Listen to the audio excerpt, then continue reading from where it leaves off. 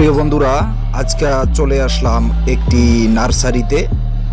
এখানে আমরা ভিডিওতে দেখব কি কি আছে, কোন কোন গাছগাছালি।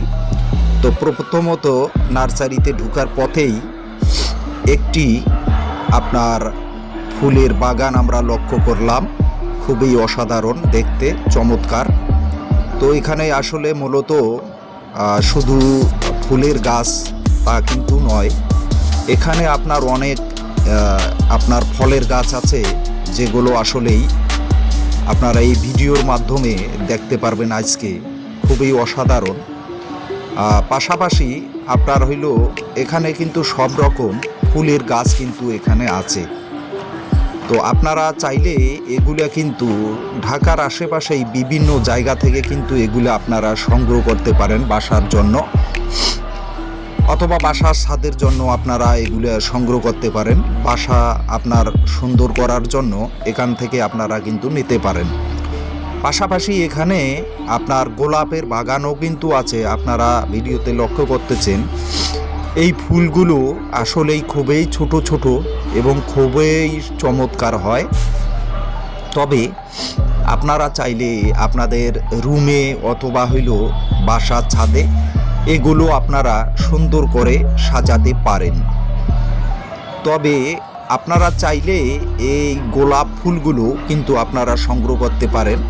এখানে গোলাপের বাগানও আছে অনেক, কারণ অনেকেই গোলাপ ফুল পছন্দ করেন বা বাসাবাড়ির ছাদে লাগার জন্য তারা অনেক সময় গোলাপ খোঁজেন। তবে এখানে এই যে আপনারা যে ভিডিওতে দেখতেছেন, এই ফুলগুলো কিন্তু খুবই চমৎকার এবং তরতাজা। তবে আপনি বাসা নিয়ে গিয়ে একটু যত্ন করলেই কিন্তু আপনি কিন্তু সুন্দর মতো এগুলো কিন্তু ব্যবহার করতে পারবেন।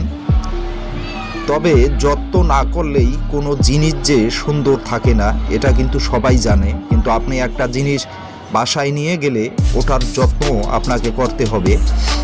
যেমন গোলাপ যদি আপনি যত্ন না করেন, শুধু বাসায় নিয়ে গিয়ে ফেলিয়ে রাখেন, তখন কিন্তু আসলেই ওই গোলাপ কখনোই আপনার ঠিক থাকবে না, গোলাপের গাছ। পাশাপাশি এখানে বেগুনের গাছ আছে, বেগুন তরকারি যেটা আছে এইগুলো এখানে পাওয়া যায়। আরও অনেক তরকারির গাছও এখানে আমরা লক্ষ্য করলাম, ঘুরে ঘুরে দেখলাম। সবচাইতে মূলত কথা হচ্ছে যে আপনারা চাইলে আপনারা কিন্তু সস্তা রেটেই কিন্তু এগুলো নিতে পারেন। যেমন এই কাঁচা মরিচের গাছ এখানে আছে, এই যে আপনারা দেখতেছেন কাঁচা মরিচের গাছ এখানে। আর পাশাপাশি এই যে আপনারা এই যে গোলাপের গাছ আপনারা দেখতেছেন, খুবই সুন্দর, একবারে বড় গোলাপ, একবারে বড়। তো আপনারা চাইলে কিন্তু এখান থেকে এগুলো সংগ্রহ করতে পারেন।